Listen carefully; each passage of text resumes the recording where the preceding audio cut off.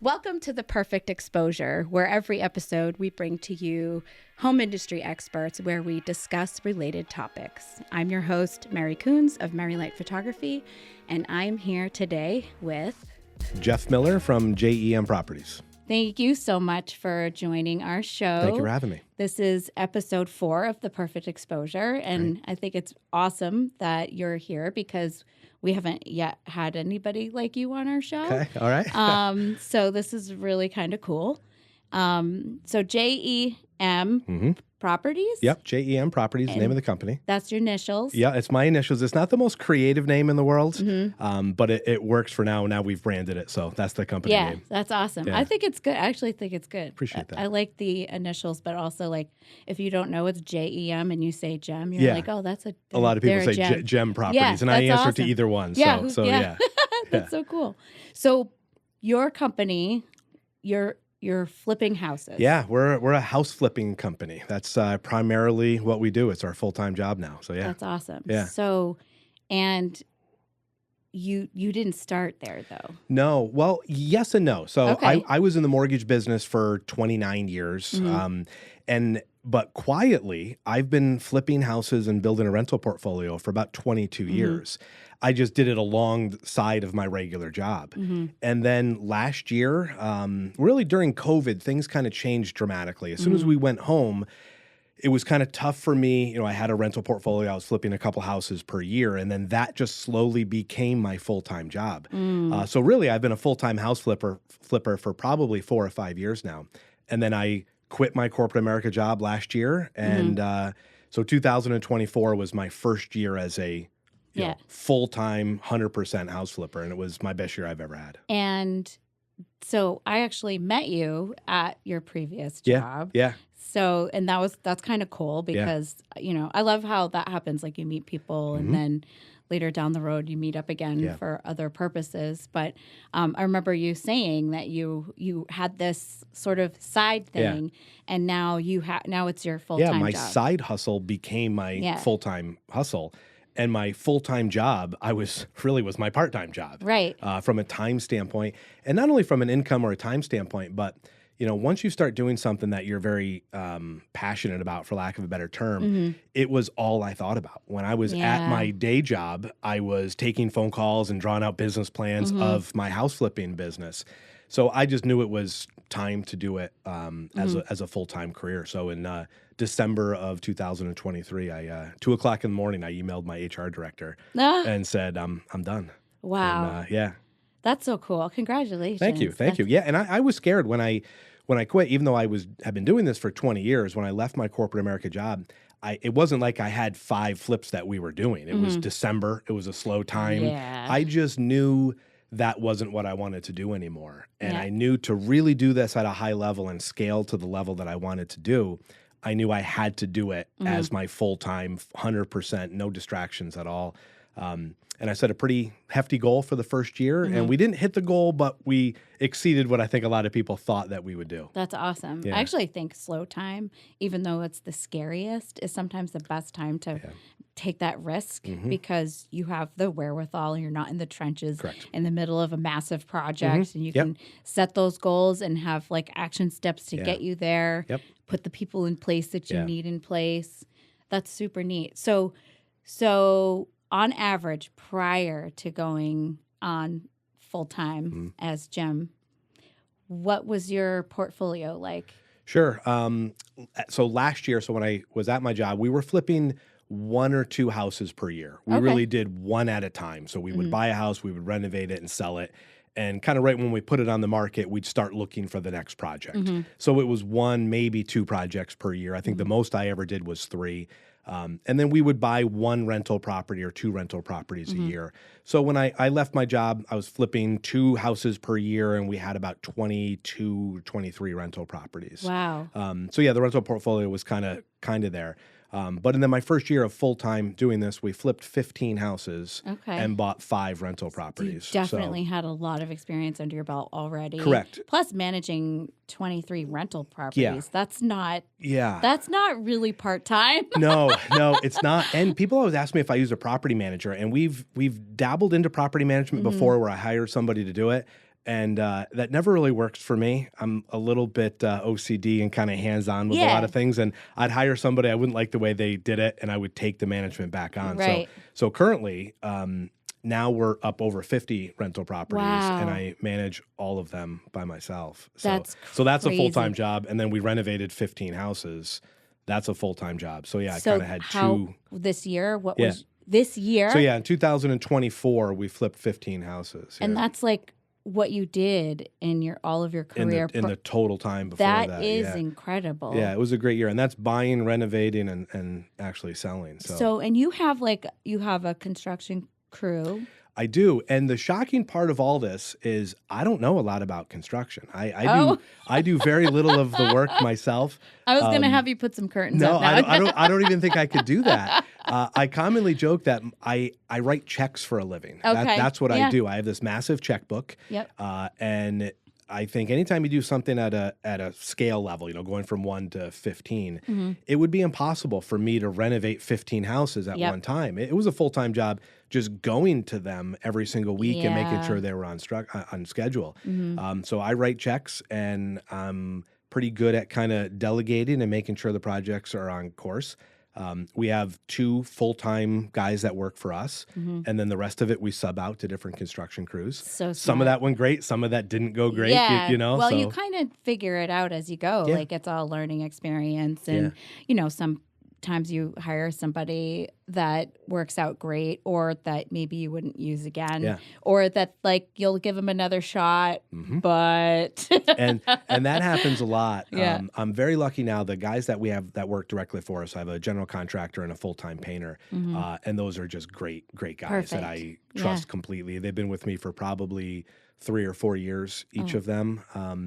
And that I'm very lucky on that. So I've lucked out with that. Now, some of the other crews that we hire, we usually use them once, maybe twice, and then move on. But having people that you trust. Yep. I think in any business, right? Even for you, right? Like you have to people that you work with. You have to trust. They have your name on their shirt. You know what I mean? You have to trust them. It's hard because, and I'm sure in your experience it might be a little bit different, but you probably run into this at times. Connor. Oh, yeah. He's a great guy. Connor's great. We have there's 7 of us total. 3 photographers, 1 in training, and then me and Connor. And then lots of back end people.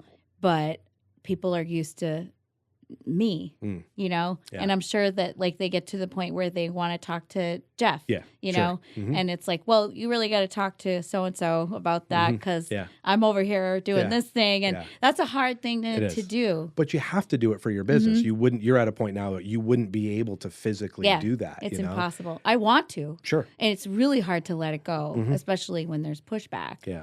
But I think Brian Miranda was actually here, and I asked him about that. And I was like, we should have had the cameras rolling because he said to me, you ever go to the dentist and he opens the door for you? Does he check you in? Does he clean your teeth? No, he goes in there and he goes, looks good. Yep. See you later. Someone else does all that other stuff. Yeah, he's overseeing it. Yeah. Yeah, it's a team. That's a great analogy because that's kind of in a weird. I don't know if I consider myself a dentist. I don't know if that's the analogy for me. You're but that is the case, right? Like I trust everyone to do it. Yeah. I'm hiring professionals. I'm hiring good people, and then overseeing it. Right. And even with the crews that we have that are great, every week I go in and say, change this, change that, change that. I don't like the way this came out, redo this. Yeah. That's part of the quality control because either way, no matter what happens when we sell these places, it's me. Right. You're still part of the process. You're looking at all of the stuff that's going out the door. You're still in touch with your people, and you hired them. Yep. You vetted them. You're following up with them. You're working with them, and I think that's probably one of the reasons why you become successful because it's not. It can't be a one-man show. No, it can't. Now, I still do most of the lead generation. I look at all the properties before we buy them. So a lot of that stuff I'm doing. Yeah. But if I was swinging the hammer and doing the renovation, I wouldn't have time to go find the next project. So I think, again, anytime you do something at a higher scale, we're all in a lead generation business. Yep. Whether you're a real estate agent, a dentist, a photographer, or a house flipper, it's always about finding that next deal. That's really what we do. Yeah. No, that's super cool. So we have an exciting event coming up too. Yeah. January 16th. We're both going to be at the Real Estate Success Summit. This year it's at the Rivers Casino. Such a great place. I'm really excited about that. I actually went to an event there and it was like super cool. And you are a guest speaker? I am. Yeah, we're one of the sponsors, and I'm going to do a little presentation and show a lot of before and after photos of what we do. And are you allowed to talk about what you're going to talk about? Or yeah, okay. Yeah, absolutely. Yeah, no, I'll share it because so again, I kind of talked about lead generation. That's really what my job is. Yeah. And so here's what we're going to announce at the Real Estate Success Summit, and what I talk about all the time is my offer that I have to real estate agents. So if you're a real estate agent out there, find me and refer me a deal, a house to buy. If I buy it, that agent that sent it to me, I'm going to use as my buyer's agent. So obviously they're going to get paid. A lot of times what a lot of agents will send me, a lot of time what I buy is what's called off-market deals. Right. So they're deals that haven't hit the MLS yet. Yep. So if it's an off-market deal and that realtor sends it to me, most likely they're going to be the listing agent as well. It's their deal. So by sending it to me, they get paid twice on that first deal. That's awesome. They get the selling commission, and then I use them as the buyer's commission. My offer to all real estate agents is if that happens and you send me a deal, I'll use you as my buyer's agent, and as soon as I finish the renovation, I'll relist it with that same agent. So they get paid a third time. And then now that agent is the only agent in the Capital Region that knows a fully renovated home is about to hit the market. Right. So My they can time bring frame's the buyer. 3 months. They're now networking and bringing buyers in. So a lot of times the day that I finish a project, we sign out the listing agreement, and that agent now has already been paid 3 times. Wow. Then they bring their buyers in first. Yeah. And it's in my best interest to accept one of those offers. Right. Because as a house flipper, everyone thinks it's about selling a house for top dollar. And yes, it is. You want top dollar on all your stuff too. I do as well. But it's really about speed for a house flipper, right? Yeah. I'd rather take a little bit lower and have a buyer that is working with my same agent that I know is pre-approved, that's working with the same attorneys and can close fast. Right. Other than test the market and let's wait for the highest possible offer. And that doesn't work the for me. vendors that they're dealing with, the banks that they're dealing with for the most part or most likely, and how they operate their business. And that's more important than holding out for an extra couple $1,000s on a deal. So bottom line, if an agent sends me an off-market deal, they have an opportunity to get paid 4 times. So what types of properties are you looking for? Yeah. It's an easy question to answer and a very difficult answer. I bet.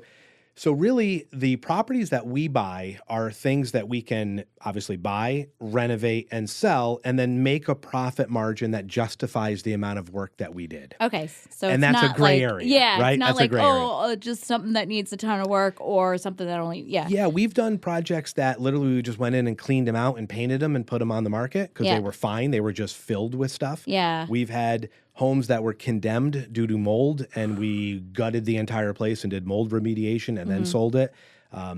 So we've done projects in Averill Park and all the way up to Queensbury. Okay. We've done deals in Connecticut, Capital Region as well, obviously. So really anywhere where it makes sense. But really what I focus on is the Capital Region. Right. I live in Southern Saratoga.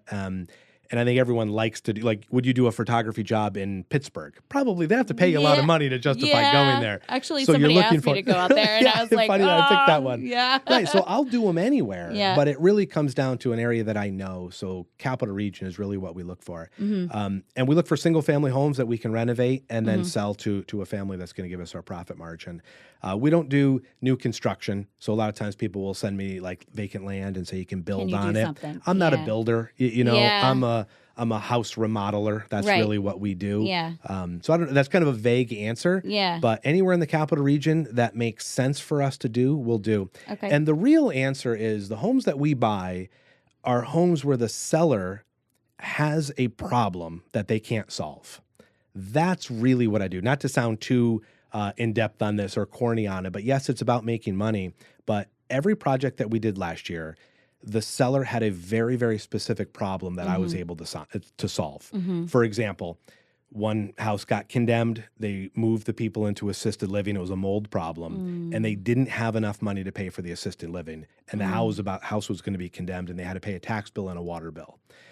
I offer my properties are cash purchases, and we can close in as little as 4 days. Wow. So they could have put the house on the market and probably sold it for higher, but they needed money literally in a week or they were going to be homeless. Oh my gosh. I made a fair offer, and on a Monday and they got their money on a Friday. Oh, So we you really solved their proved- problem. Yeah, Now, I did it because it was I was could gonna work renovate it out and I for was going to you. be profitable. Yeah. If I wasn't going to be profitable, I wouldn't have done it. right. But, so sometimes we're looking for houses, but really we're looking for people that have a problem and they Yeah. have to sell a house.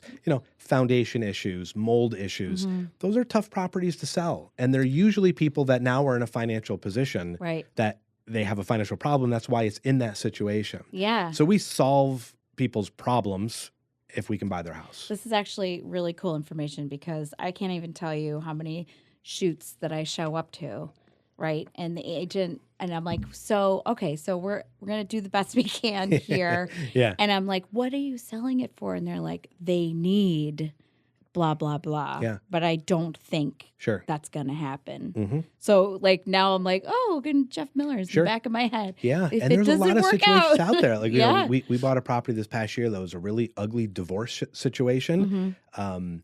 The husband had to give the wife X amount of dollars by a certain date, Oh, and he had a boy. tax bill that was due. We stepped in and we gave him enough money to pay the ex-wife what he needed and to satisfy the tax bill. Wow. We took her offer. We closed in a week, and he got his money. That is like Yeah. that must have been a true miracle for both. It was. He parties. hugged me at the closing, which was Oh. funny and And kind of awkward at the same time, but Yeah, it was like- great. And it was kind of a profitable deal for us, Yeah. and it really solved a bad situation that he was in. You're filling the gaps. Yeah. You really are. And there's a lot of those situations out there. Well, and- right now especially, Yeah. I think it's still a weird market It out is. there. I think we do need people to fill in the gaps Yeah. at this point. There's people who have to leave but can't. Mhm. And I think that even if it wasn't like weird economic times or housing market times, there's always situations. Yeah. And like I was talking about this with Brenda, she's like, people still die, Mhm. people still get divorced, Yep. people get sick, people get old, people get a job somewhere else. Yeah. And the situation may not lend itself to a typical Right. list to sell, Yeah. So that's pretty cool. Yeah, You're and filling the gaps. I'm thinking of all the weird scenarios that we did, but we also did one this year that was a hoarding situation. Oh boy. Person died and someone inherited the home, and they didn't realize that the house was just absolutely filled to the rafters. Oh, So one of the other unique things that we offer is we buy it as is. So Yep. I said to the guy, leave. He thought he had to clean out the house. oh boy. I said, no, I'll offer you this much money and leave everything. So we hired a crew to come in and empty the Take it house. I think out. we did 13 dumpsters on that house to clean it out. So So- we made it again very easy. The guy didn't want Yeah. to he couldn't put it on the market because you couldn't even walk in the front door. No. So we bought it as is. I didn't know really what I was buying. Right. I had no idea if there were What was in floors. I there? didn't Oh, know. no. We cleaned it out, and there was- weren't floors. Oh, God. Funny enough. But again, there was a profit margin still to be made. Yeah. And that guy got his money. It was an inherited deal, so he got a kind of all profit situation. Yeah, and he was and happy to get rid of it. He had no idea what to do with the place. I was going to say, so not knowing his relationship with the seller, having to go through somebody's personal items Yeah. like that, that's not disregarding Yeah. the financial aspects of it. Yeah. That is got to be one of the hardest things to do. Like if you're close to Yeah. that person, Yeah. you have to decide, can I just get rid of this? Sure. And he made a decision Yeah. that was like economically and efficient. Sure, he didn't want to go through all the. Yeah. Although it's funny to say that. I don't want to say this if it's going to sound depressing, but there's always a moment when we clean out some of these homes Yeah. where I'm involved in that process. So yes, I'm not swinging the hammer, but I'm there a lot when we're doing these cleanups because Yeah. I want to see the condition of the property as Yeah. we clean it out. There's times where.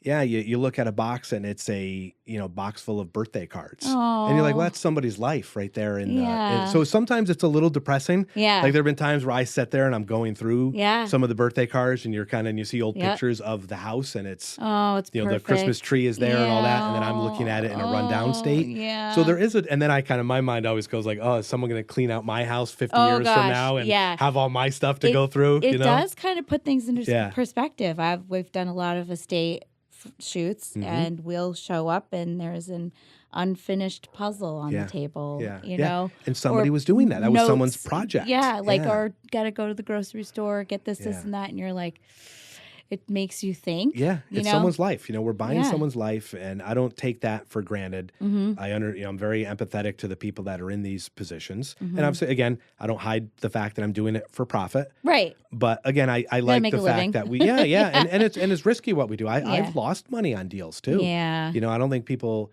I think people watch the house flipping shows. Yeah. And they see a house in California that someone flipped and they make, Oh, a gosh. $500,000. Like, They only show and maybe even glorify it. sure they do. And So, it's all, they're all models doing everything. Yeah. I'm like, no, I'm cleaning out toilets half the time. Yeah, and I'm in basements and this is dressed up for me. Right. So, Yeah. so that's the side that I don't think a lot of people see, kind Yeah. of some of the dirt and the filth that we do. But then again, it's a cliche, but some of the before and after photos that are on my Facebook page are pretty dramatic. And every once in a while I'll scroll through them myself and it's like, okay, we've turned some hoarder situations into a beautiful home that now a family is in. Right. And I do business in the capital region, obviously. So a lot of times I drive by the homes that we renovated 2 or 3 years ago. And you see the swing set in the backyard and a kid back there, and you go, "Okay, that's cool. That's somebody's house That's now." a huge, it's like a paycheck in of itself. Very much so. Yeah. I don't just take that for granted. It's a cool thing. I like to think of the housing market as like consignment, but with, there's always another hand in it. Yeah. So it's like, it's better with this round of homeowners because XYZ. So it's like a mosh posh of all kinds of updates but like for what you do, it's really like one overhaul. And that's really cool because and when I go into a home, I think of it as like, what is the house's story? Sure. Right? Not just like who lived here but what is the house's story? And that's how I try to depict it. Right.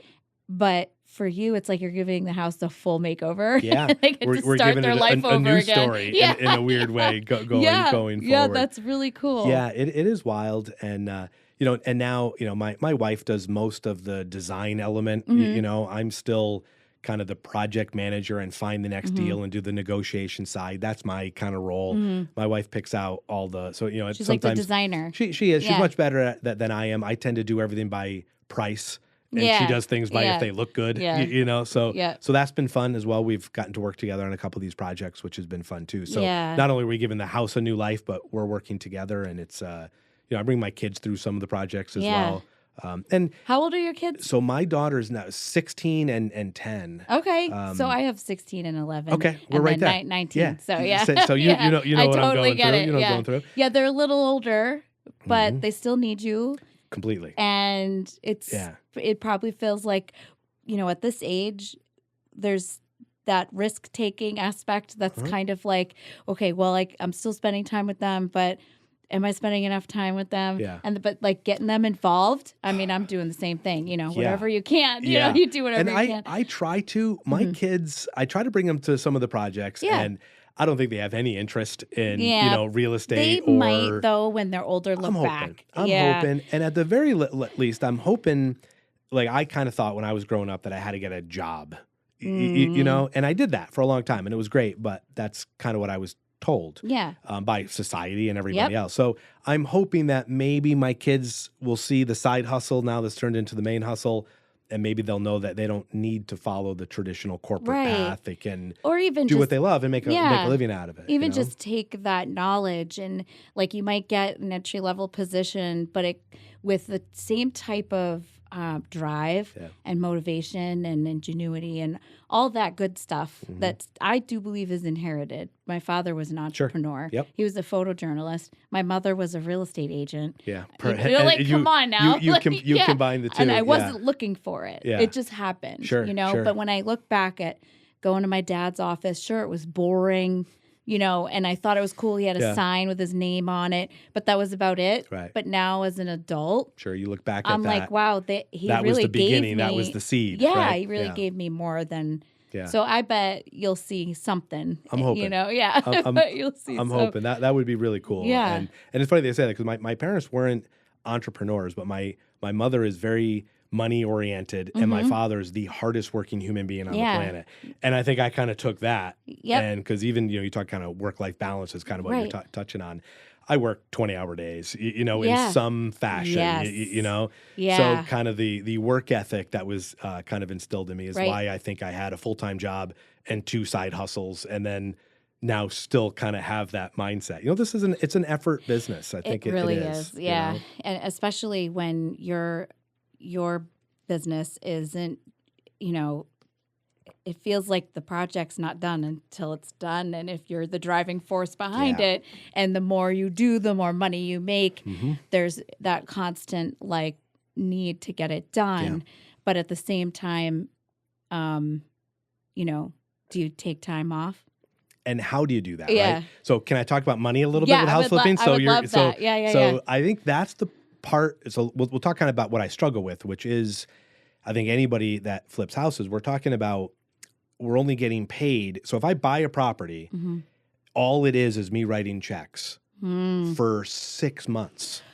And then you hope you sell it and you get one check Yep. that is more than the 300 checks that I wrote Yeah. up into that time. Oh, gosh. And like this past summer doing 15 deals, I think we had probably 9 going. So like in August, we had 9 projects going, Okay. all at different levels, but we had 9. So I'm writing 20 checks a day. It felt like, wow. my wrist hurt from writing all. So Yeah. money's just flying out. So I think that's the hardest part of flipping houses. So you're buying it. So it's usually cash deals. Mm-hmm. And then you're paying for everything along the way. Labor costs have exploded. Material costs have exploded. And then 9 projects at once. So that's been kind of the roller coaster, kind of the money management part. Mm-hmm. I'm selling a property, using that profit to then finish the next one, to sell it, to finish this constant So how do roller you take coaster. a break? How do you? I don't do know. it? That's kind of why I brought it up. I Yeah. haven't figured that part out Yeah. yet, And if you take a break, again, if I buy a house, I don't get paid for 6 There's a months. So if you gap. take a break, now I'm 2 months with no project. Now it's Yeah. 8 months before I'm going to get paid. So I think that's but isn't that and people listening to this podcast are probably predominantly self-employed. Right. I would assume. Oh, yeah. You are, right? Yeah. So how do you do it? So I don't. everybody self-employed really struggles. Really. And even the people that talk Yeah. about they figured Christmas. it out, you talk to them and Yeah. they haven't. Yeah. You know what I mean? Or their wife works or their husband Yes. works. And it's like, well, that's how you take time off. Yeah. So you haven't figured it out well, either? My husband works. Okay.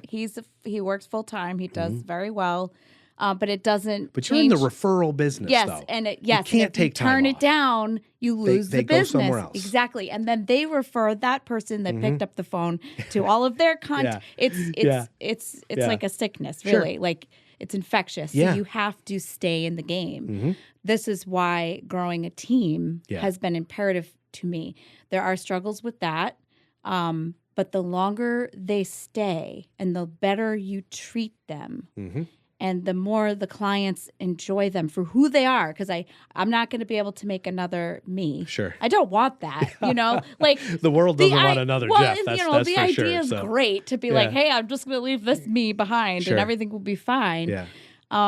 But I really want people to showcase their strengths and be better at things that I'm not so good at, but also be able to keep the train going when I'm not there. Right. I'm still not there yet. It's only one, at this point, it's only one thing. I need someone on the team to get their drone license. Right. Right. Pretty much everything else can go on without me for a week. But right now, the only real vacation time is Christmas week Yeah, because nobody's. Sure. Everything kind of shuts down that week. There's yeah. a few things that are like, Yeah. I gotta, we're sending out holiday cards. We're doing all of the year-end Sure. bookkeeping and the projects that we haven't had time to do. And that keeps us busy and it gets us on the right foot for the following year. But we go on vacation during the holidays. And that's pretty much the only time. But then we've done it 2 years in a row now, and the kids are like, can we please stay home?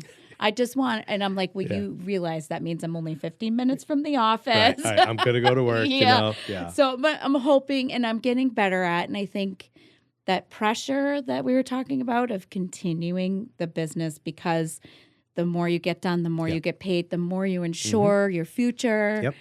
That pressure sort of starts to ease when and you've been doing this for a long time, so I'm sure you have that confidence.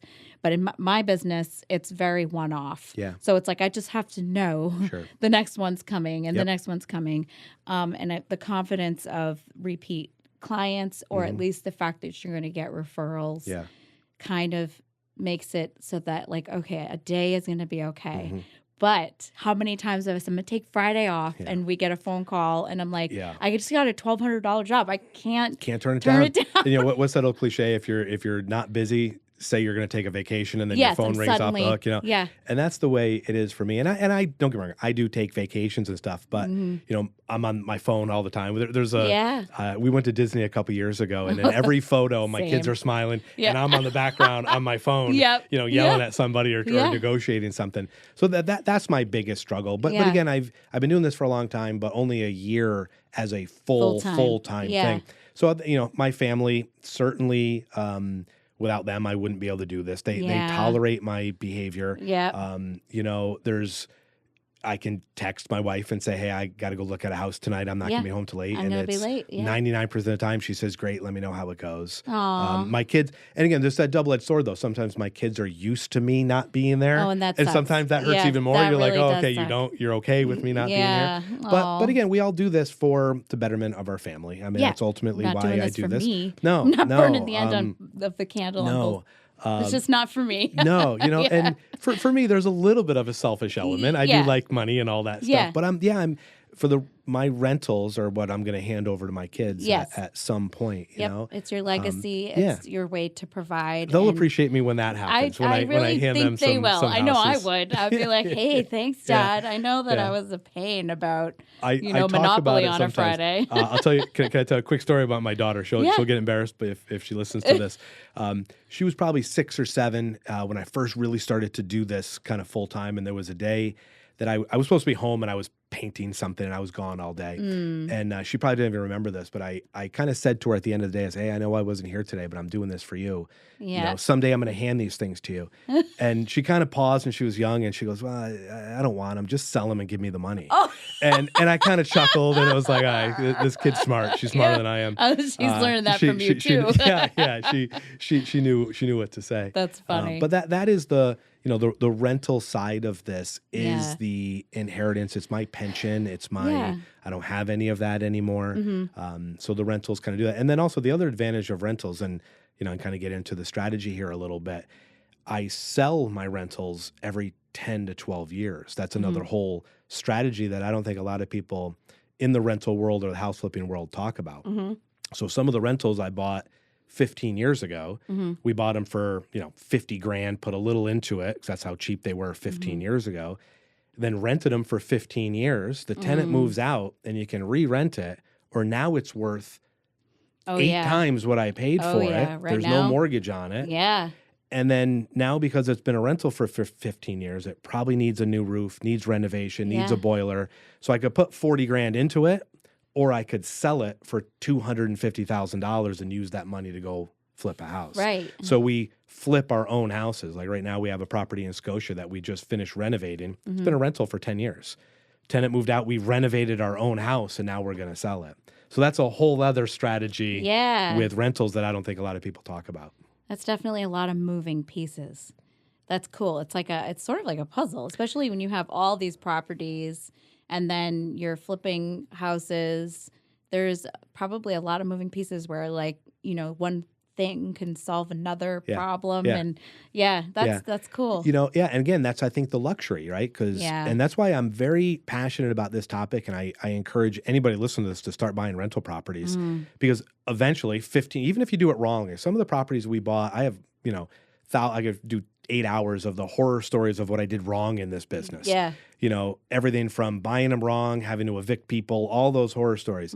But over time, 10, 15, 20 years later, the home is worth 3 times what I paid for it. And that will hold true now, even though prices feel like they're skyrocketing and sometimes the math doesn't really work, but it will. How much more can it be worth? And it's funny.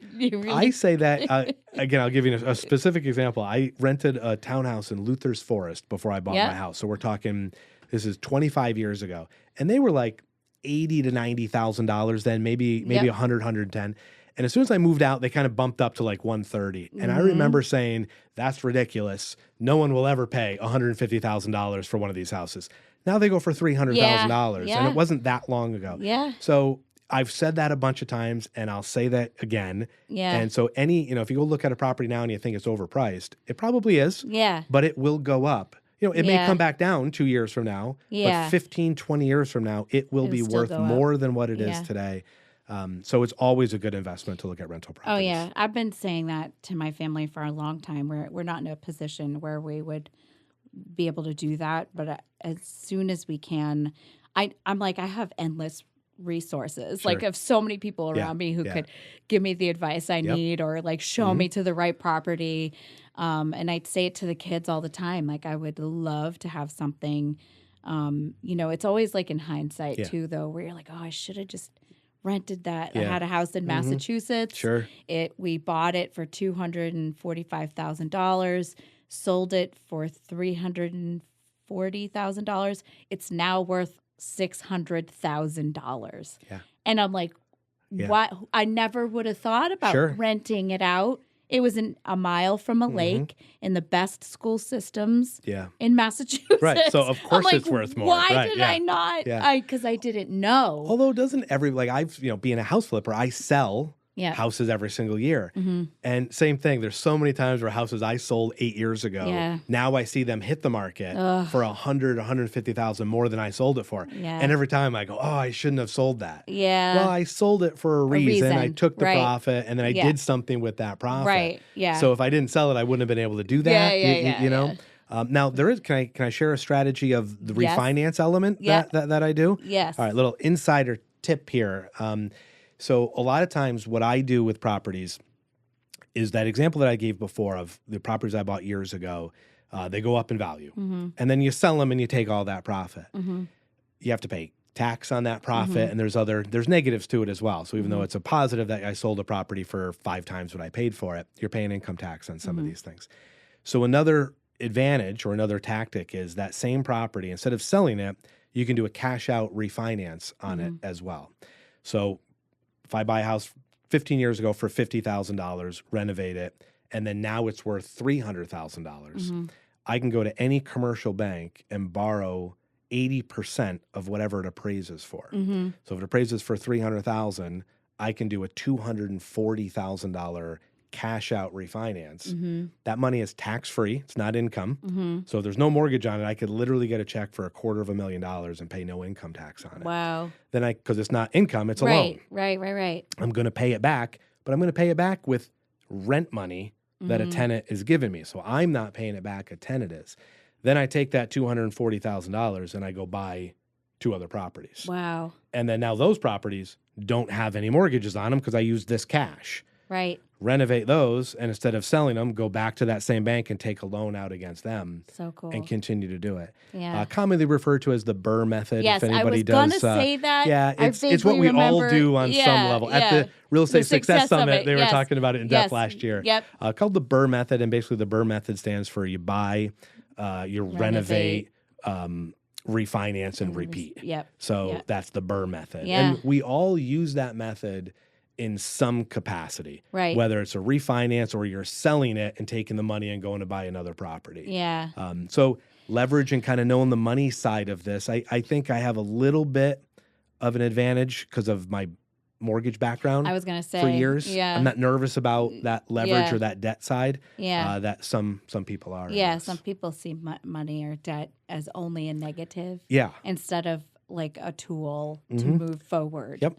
And I tend to be the person who's like, I'll borrow the money because I'm going to make it bigger. Sure. Yeah. In a sense, it's gambling. Yeah. It's really gambling. I like to use the word leverage instead of gambling, but it's all the same thing. Yes, yeah. I'm gambling. It is. Yeah. It's sort of a gamble. But I guess any investment you make is a risk. There's a risk tied to it. But with it's not a risk like at the slot machines. It's a calculated intellectual decision to grow and better your business with previous experience behind you.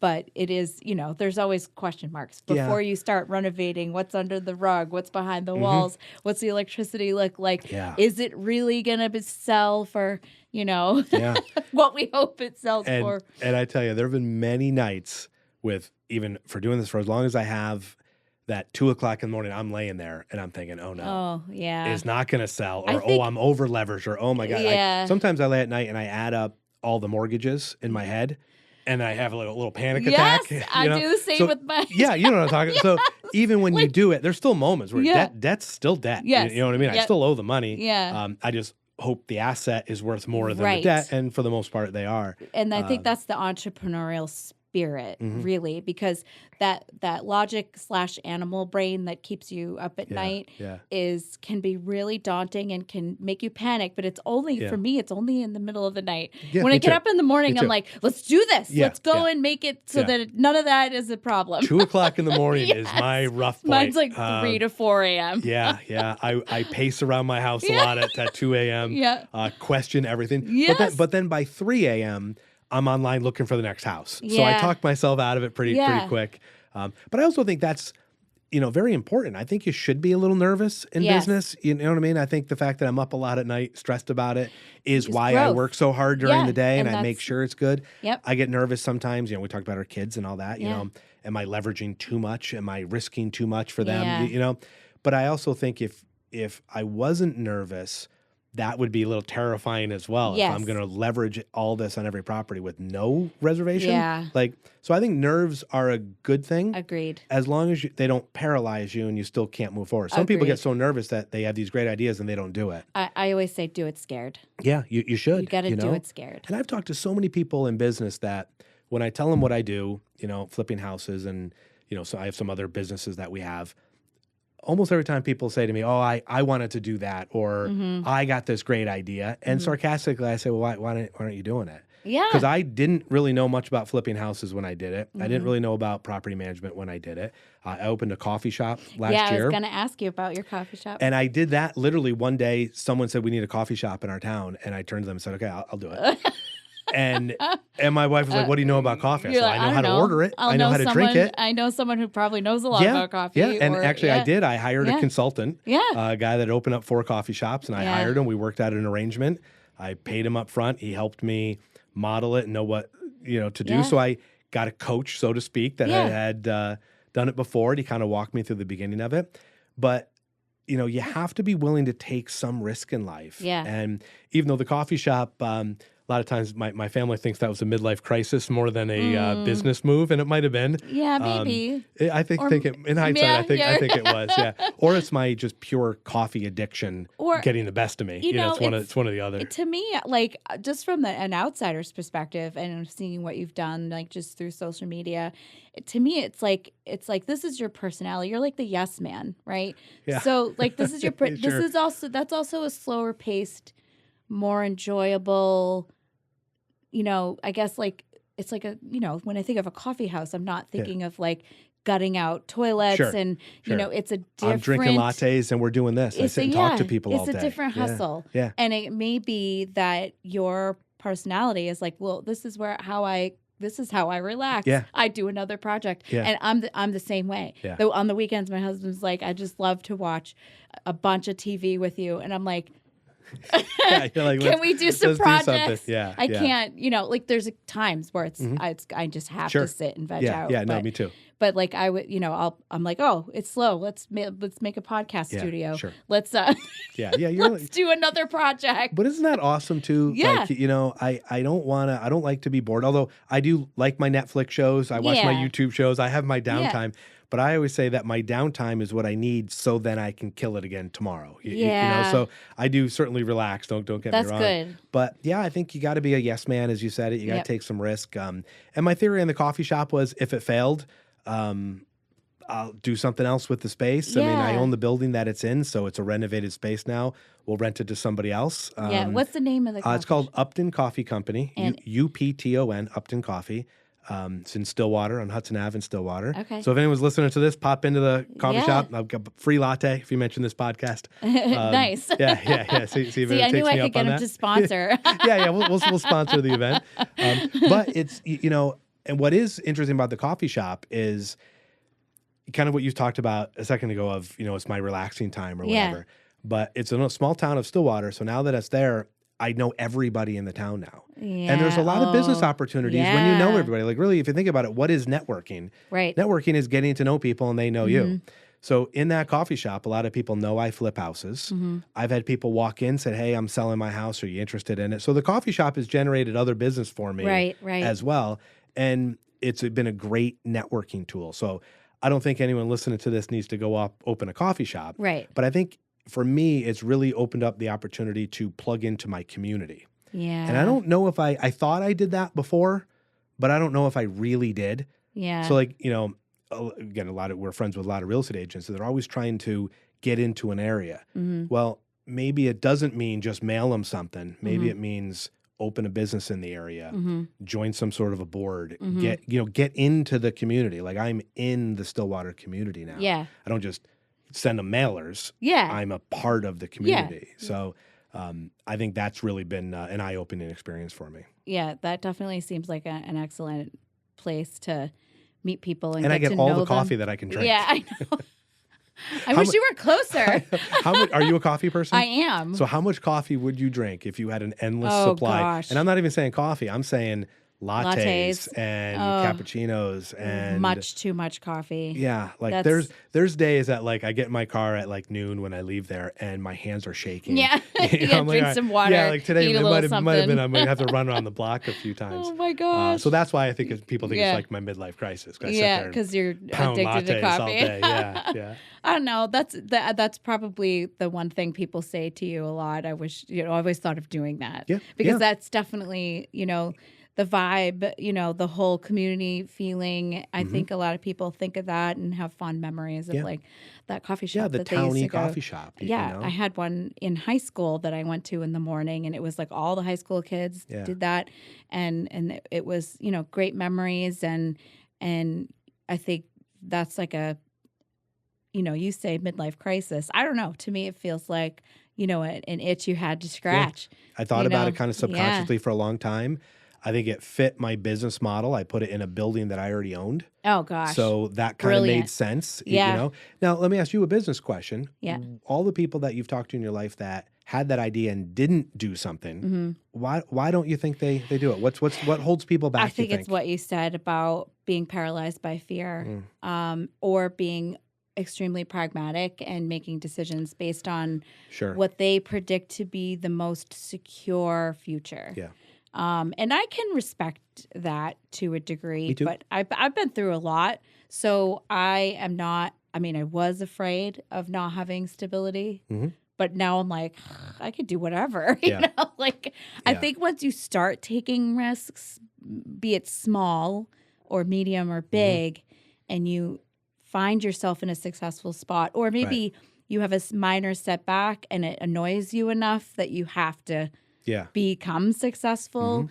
I really think people are paralyzed by fear and or tired from, I don't want to say lazy. Sure. No, but I know what you mean. But yeah. tired Distracted. from their They're into their full-time job. thing. Yeah. They've got a lot going on at home. Maybe they don't believe in themselves enough. Yeah. And that I think is something that society does to and I think it's like, as a mom, I want my kids to have a secure, stable job. Right. So I know that they're going to be okay. But like you say, I'm like, but I also kind of want them to have a side hustle to see some security where it could take them, because Yeah. that's really when you're able to create something on your own, do it yourself. That's the real security. That's exactly it. You are the security. Yeah.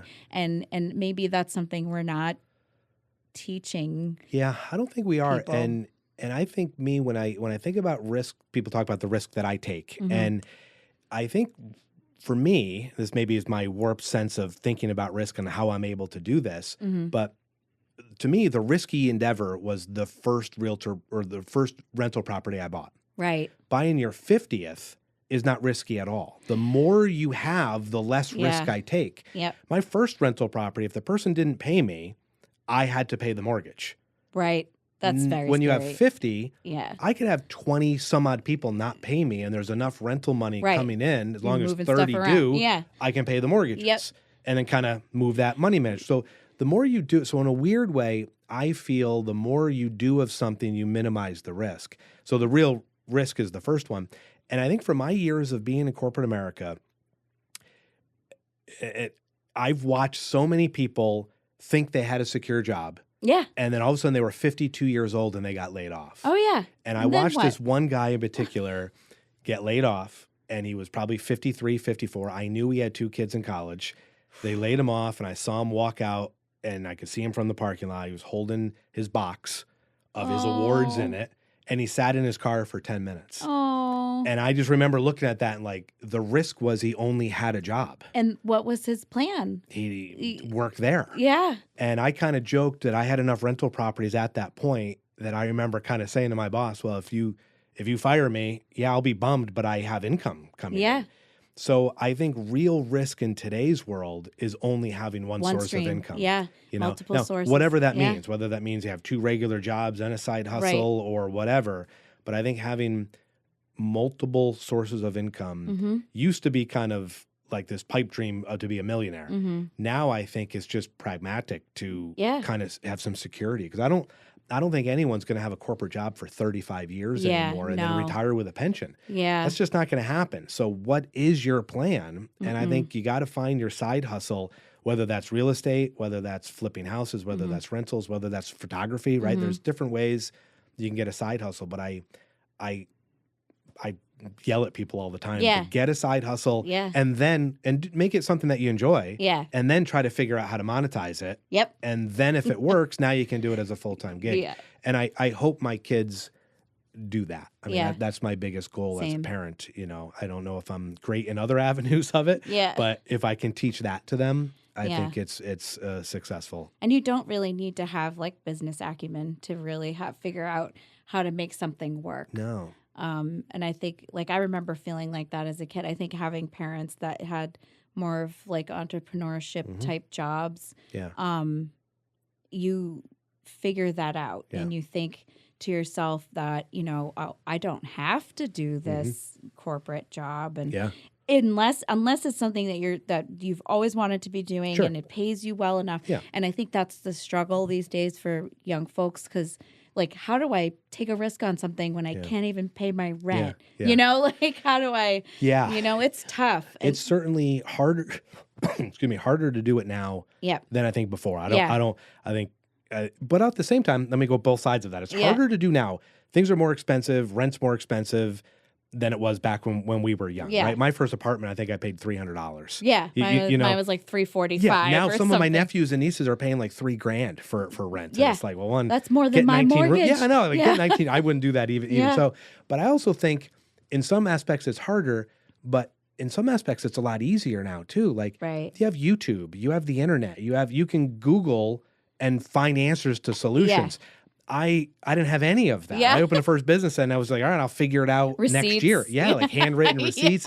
I had no idea Yeah. what I was doing. Yeah. You know, there's even times in my flipping business that just the other day I went to YouTube and watched a video of like how to re-put the liner in the top of a toilet because I couldn't figure it out. Yeah, that is So actually I watched an kind of 8-minute YouTube video that is a and tough did thing. it. Yeah, like I couldn't figure it out. Resetting a toilet is not 25 fun. years ago, I wouldn't have been able to do it Yeah. at all. I would have had my dad come down and Yeah. do it. Now I Yeah. can watch an 8-minute YouTube video. Yeah, or the neighbor. So they call the neighbor and have him come over. Yeah. So I think even though it's harder for kids today, it still comes down to having some sort of a side hustle and just being busy. And, you know, you use the word lazy. I don't think it's laziness No. anymore, but I think I do talk to some people that only have one job, and I wonder what they do with the rest of their day. Because I have 6 things that I'm doing every day and Yes. work 12-hour days. Like, Yes. how do you Like- only work 7? How do Well, you do that? yeah, we are. I think there's different types of people, and when you love what you do, Yeah. it doesn't feel like work. So you kind of eat, sleep, and breathe it, Sure. and it's a part of your life. Yeah. But I think in a lot of ways that's how we were designed. Yeah. You know, like when we were farming and we had to work to eat, Yeah. not to buy the food, but to, you know, grow the food, kill the food, Yeah. cook it, store it, whatever it is that you had to do. That's kind of closer to where our bodies are sort of meant to Yeah. work to survive. And I think, you know, I don't know. I always bring this up in these podcasts, but that it always makes me think of that movie WALL-E, where did you see that? Yeah. So I saw that. I'm like, we're getting close. Yeah. Like we've got SpaceX, we've got Sure. hovering machines now, we've got our Stanley cups and our tablets in our faces. Yeah. How much closer Yeah. to that? Yeah, weren't they in pods or something? And there was just a screen in front of them all the time. I'm like, food all day. that's a scary terror. But I get it. You know, I think if you're putting in a 7 or 8 hour day and it's grueling, Sure. that's all you can do. Correct. Agreed. Like then you're looking forward to doing the dishes and doing the laundry because at least what you're doing feels productive. Yeah. And at least, you know, even if the kid doesn't say thanks, Mom, Sure. they're wearing clean clothes. Yep. And you're like, Absolutely. I did something. Yeah. You know, that's draining. I definitely agree. Yeah, there's some jobs that'll kind of wipe you out for sure. But I also think that doesn't mean on a Saturday that you can't, you know, find a passion that you have and then try to turn it into a business. Yep. You know, again, whatever that is. If it's podcasting, create a podcast studio. Yeah. Just start doing podcasts. And then you never know where it's going to go. Exactly. So I think you got to be a hustler in this world. And, you know, it's the only thing I've ever known how to do. I've always, you know, kind of been, when I was in corporate America, I was the first one in the office and I was the last one to leave. Yeah. That's always been kind of the way I've approached everything. Yeah. I don't know if this is low self-esteem or not, but I've always known I'm not the smartest person. So I knew I had to, I knew I couldn't outsmart anybody. So I had to outwork everybody. Yeah. And that was always my mindset, you know? Yeah. I remember going on interviews back in the day where I'd say, hey, I didn't go to college, but I'm going to be the hardest working person you have here. Like it was my opening line every time. I'll be the first one here. I'll be the last one to leave. Yeah. And that got me a lot of jobs just on work ethic. So I think we've lost sight of that in some cases. I do think we're turning a corner a little bit on the whole idea of that because, you know, I've got 3 kids. I'm not sure college is for all of them. I say it all the time to my kids. You don't have to go to college. I'm not a believer in it.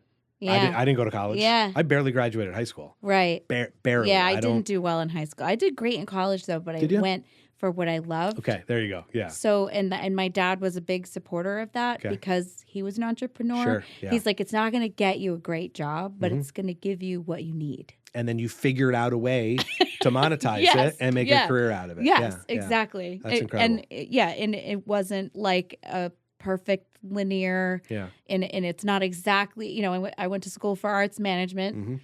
And drama. And I'm like, oh well, here we go. I'm on camera, behind camera, running the but you know, it's not like that for everyone. So people graduate with a communications or psychology degree and they feel stuck. Yeah. And they have tons of debt. Yes. And you know, useless debt, you know, to a degree if you're not using it. Yeah. You know? Yeah. Yep. We're definitely a proponent of utilizing the state universities and even for some, maybe in my own household, the community colleges, because you know, if you don't know what you're going to do, you might as well go take a class. Yeah. Especially if it's like super cheap. Sure. See if you like it. Yeah. Get some professional experience or go out there, do the internship. Sure. See if it's in the real world. I went to Schenectady Community College for 1 semester. That campus is actually cute, right? I went in 1992. I Yeah. think it was a lot better now than it was in 1992. Yeah, I drive by it and I'm like, this is actually it's gotten really a lot cute. bigger and it's better now. In 1992, when I was there, if I didn't get a good parking spot, I didn't go to class. Oh man! And all my classes, I set all my classes to start at 10 o'clock, so the parking lot was filled. So I never went. I went 1 semester and flunked out, and then never went back. Commuting is hard, though. I think that it takes a lot out of you. It does, and I just wasn't mentally ready for it, and I knew I was never going to have. I wasn't going to be a doctor. I wasn't going to be an accountant. Yeah. I knew I was going to be involved in sales or, you know, speaking in some way, or just working. I thought I'd be construction or something along those lines. So I never really knew. I thought I knew college just wasn't all for in me. one. That's what you just did. Wrapping it into one. I did it all in one and package. slowly worked my way up. You know, that's super cool. Yeah, that's really awesome. Yeah, I never. If you 20 years ago, if you told me I was going to be a full-time house flipper, I never would have believed it. Are you still loving it? Yeah. This has been the most it's been the greatest year I've ever had professionally. Wow. The scariest year. Yep. It's been the most of everything. I've made the most amount of money. I've spent the most amount of money. I've taken the most amount of risk ever. But I don't think I would change any of it. Yeah. Yeah. So ever. So what I say is you can't have the good without the bad. Yeah. So you can be safe and stay middle of the road for as long as you want. Something inevitably will happen that's bad. A lot of the times there's good stuff, but it's not always that great. Yeah. You know, it's like, oh, you know, I don't know. I want a gift card. You know? It's not always, but the more risk that you take and the more that you can tolerate, the bigger the reward. Yeah, definitely. And it's also perspective. It's not just that the thing you achieved after going through the hard stuff is bigger. It's just your perspective. Sure. Agreed. And that's everything. You know, like, you know, this was really hard. I spent so many nights worrying about this. I busted my tail off. I sacrificed all this time with my family. Yeah. And then all of a sudden you're like looking back and you can see your growth and all the people that you've met and the lives that you've touched. That's huge. It is. It really is. Now, with all that, you being self-employed, do you think, because I think now I've become unemployable. So do you think you could go into what I call corporate America and go work for somebody? I think I don't think I could. I couldn't do it anymore. I think if it was so.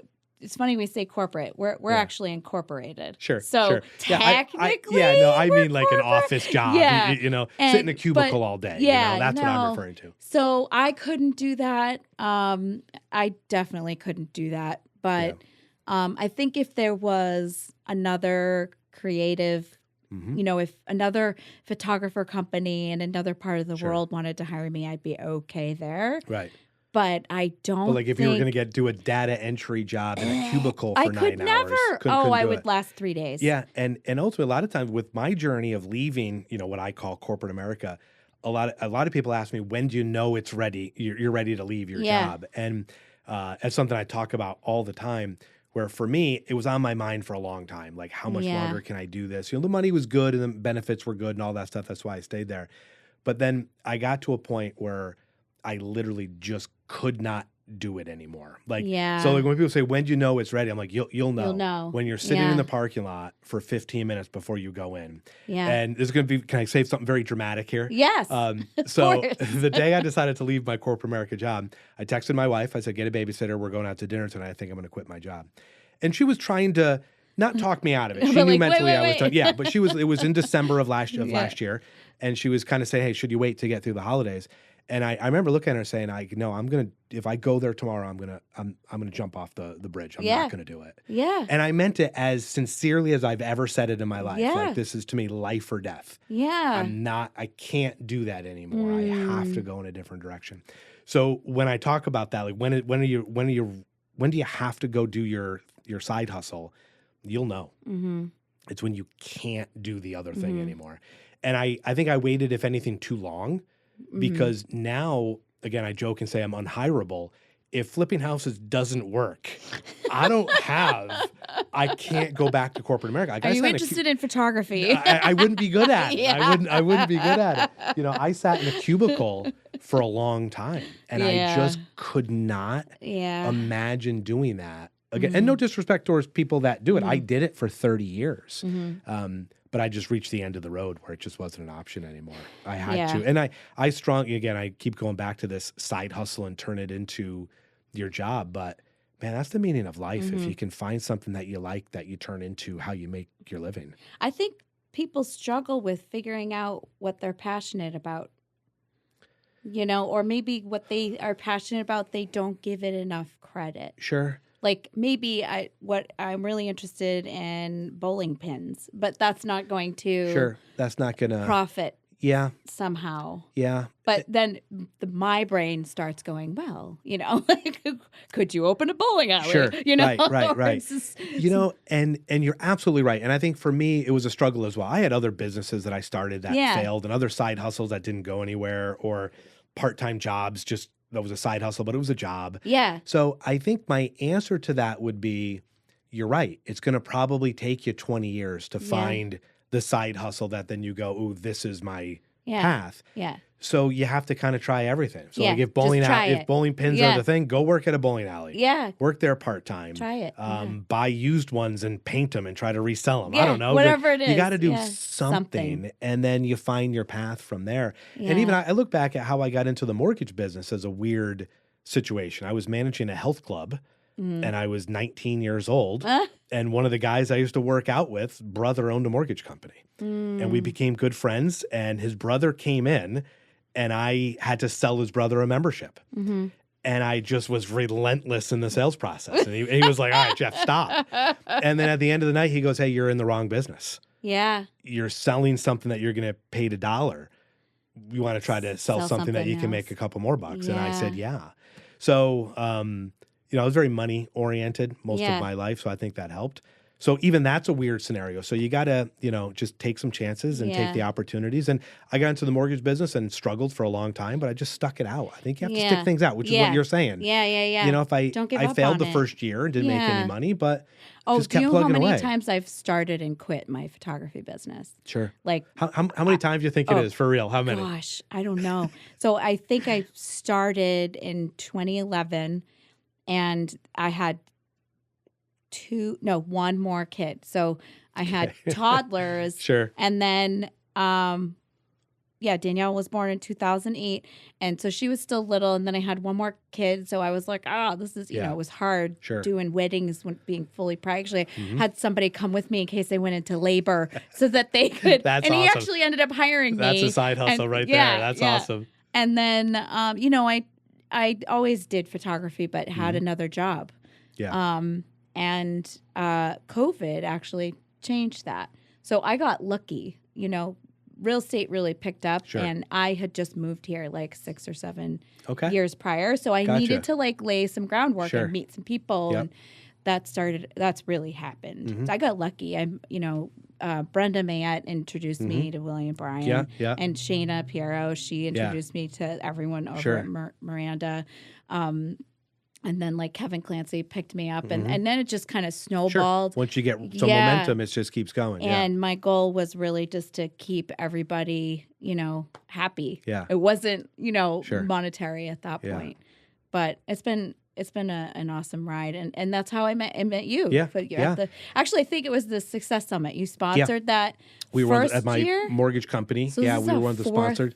Yeah, the third or fourth, right? This is our fourth because we did 2021, 2022, 2023, 2024. And now January is 2025. I think it's our fourth. Yeah. So I think, definitely. I'm like trying to figure out. Without a doubt, I think it's either 3 or 4. Yes. Yeah. So, but again, you're talking about just networking and then capitalize on the opportunity. Yeah. And I think a lot of times people, and I'm sure I've done this before too, where you don't recognize the opportunity. Like we probably have all had 1,000 opportunities that we didn't pursue or didn't do or didn't stick out long enough. Like, you know, a lot of times me flipping houses, sometimes people say, oh, I want to do that. How do you find the houses? Right.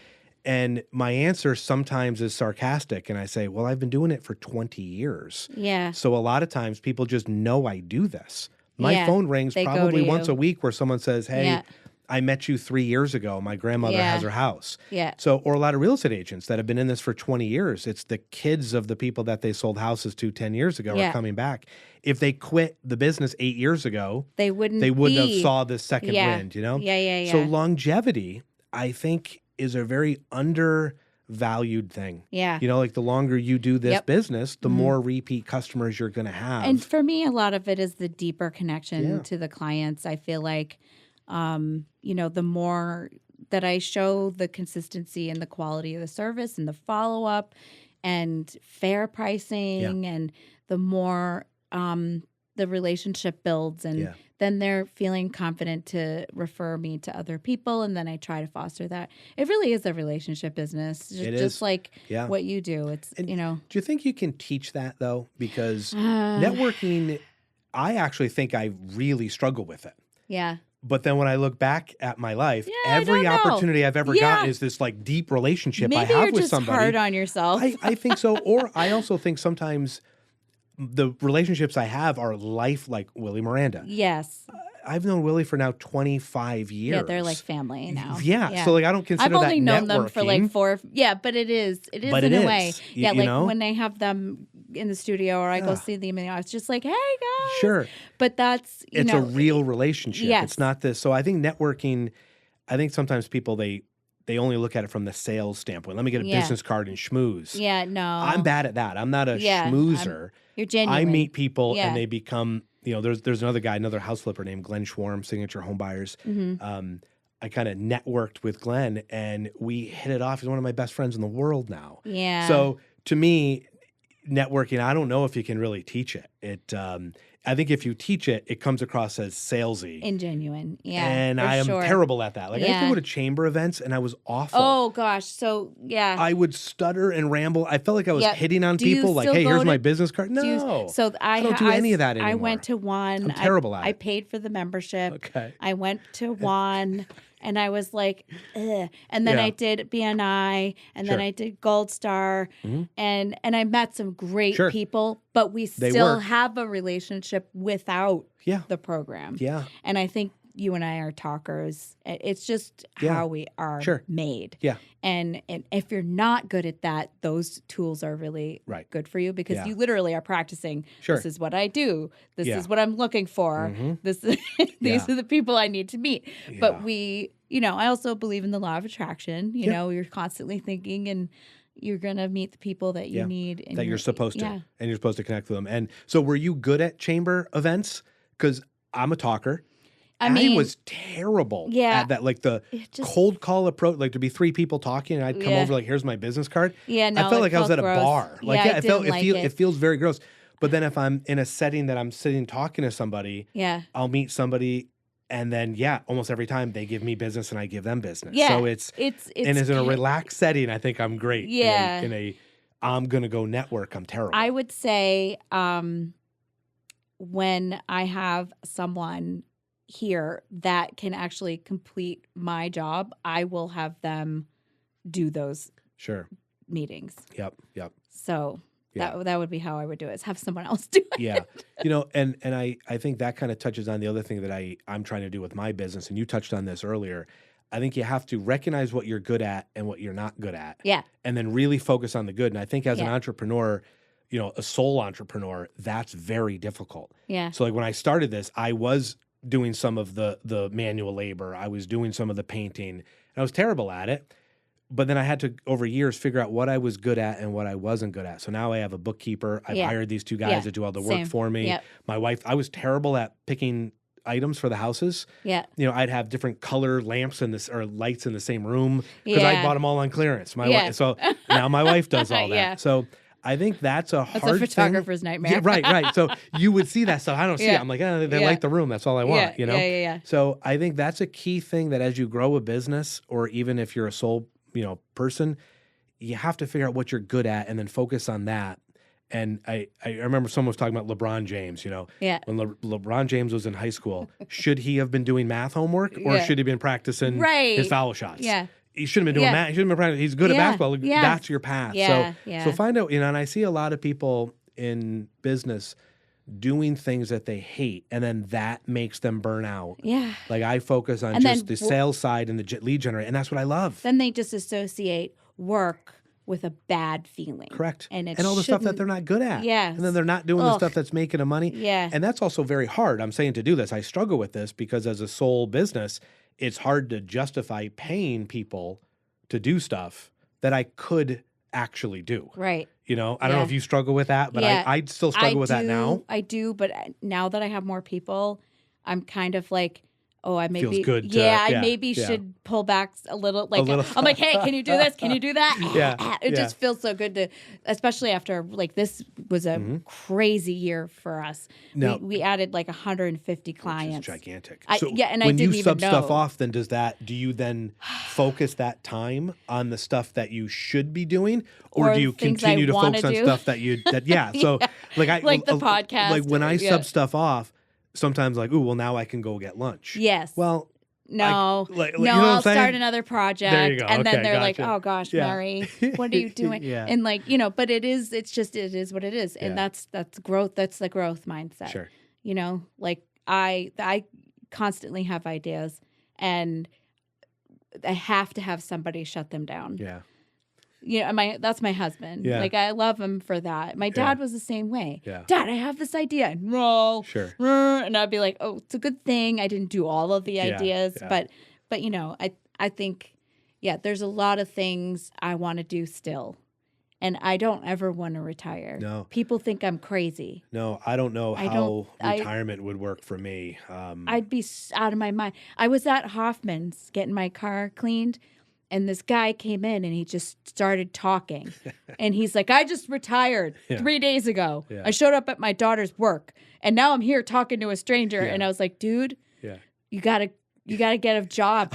Go be a greeter at Walmart. Yeah, or you something. got to go to the gym talk or to people all something. day. Yeah. There's a lot of people that go to the gym after they retire. I'm like, 10 o'clock in the morning. yeah, They're there. I'm like, I don't see myself doing that I could either. do that, actually. but maybe not for No. the whole day. You No. know, I'd have to do something productive. Yeah, I wonder what retirement would look like for me, because I take vacations, but I struggle Yeah. relaxing on vacation. I don't really do that very well. So I wonder if, and my family jokes sometimes, because in the real estate business, there is no retirement. No. So even if I do retire, I still have rental properties. My So that still work. 9-year-old grandmother still has her real estate license. Yeah, right. It never ends. And one of William Randa's line is, realtors don't retire, they die. Yeah. And it sounds harsh, right? It But sounds, it's just but the it's so true. truth, And yeah. when he first said that, it was actually at the Real Estate Success Summit. He said that last year, and I giggled, but then I panicked, like, Yeah. oh no, that's house flippers too. Yeah. House flippers yeah. and real estate investors don't retire. You just one day you're not there anymore to do it. Yep.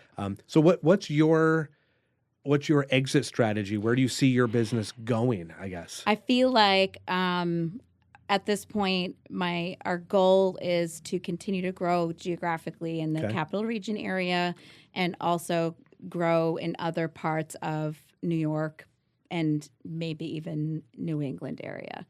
But that's more of a, if it happens, it happens. We are offering more services like the podcast studio. Sure. We've got the studio for headshots and branding. And so I have people coming on board that have all different backgrounds. We've got a pet photographer. We've got our administrative assistant. Sure. She's really interested in product photography and videography. And we have someone who's in advertising who's done that. He also knows how to set up printers for printing photos. So I'm like, it's like, what's the end game? Is really how profitable can it be? Yep. Is it something we're all interested in? If I don't want to have anything to do with it, do I have enough people to run it without me? And to let it run on its own, Yes, right? without me. Because taking a week off and running it without you are two very different things. Yeah, exactly. My business can run for a week without me. Right. I don't think it can run for longer than that, though. Yeah, that's probably the max. Yeah, and I'll probably get phone calls, texts, and emails and all that stuff. Yeah. But so, I mean, so really, your plan is to grow it as big as it can get. Yeah. Is basically the yeah, plan. as big as it makes sense to get. I've worked for other companies that have grown to like 10 photographers, and they have a podcast studio. They have a phenomenal setup, and I admire them, but I don't necessarily need to go where they're at, or I might get to a point where I'm like, yeah, this is very comfortable right where I'm at. I have exactly who I need in here, and this is a good place to be. Because I struggle with that. So the fact that you have that defined is inspiring to me. Because I struggle with where's that line. Like I don't know. You're only a year full time. Sure. I'm like 3 years in, and I think I'm still trying to define it. Right. So I think maybe next year it'll be clear. Yeah, because you'll be like, I really have to do XYZ so that I can have these things in my life and pull back and all that. So. My family asks me that sometimes, like, what's the rental count that you want? And I don't know what that answer is. I'm such a, I guess, a big thinker, or, once you start to do it and you know how to do it, it just kind of runs itself. So where do you stop? So I think having an exit strategy is something that we all have to have in business. With that old term, you have to start with the end in mind. I just started. Yeah. I didn't have an end in mind. Right. It was just get some rental properties and flip a couple houses. I have an idea. I think we should have you back on the show in 6 months. Okay. Maybe May or June. Sure. If we can Yeah. carve out some time during busy season. We can do that. And see where we're both at. Okay. And we can, revisit. That would be And maybe amazing. there isn't an answer still. There may not be, but I think Yeah. if we're trying, we'll figure something Yeah, out on yeah. that. So yeah, I think that would be awesome. kind of a business evolution Yeah. almost would be a cool thing to document. So. I think this is actually maybe the next step in my business is Okay. this is sort of like, even though we're, sharing all this information with people, we're masterminding Oh, sure. with everyone we sit down Yeah. with and having different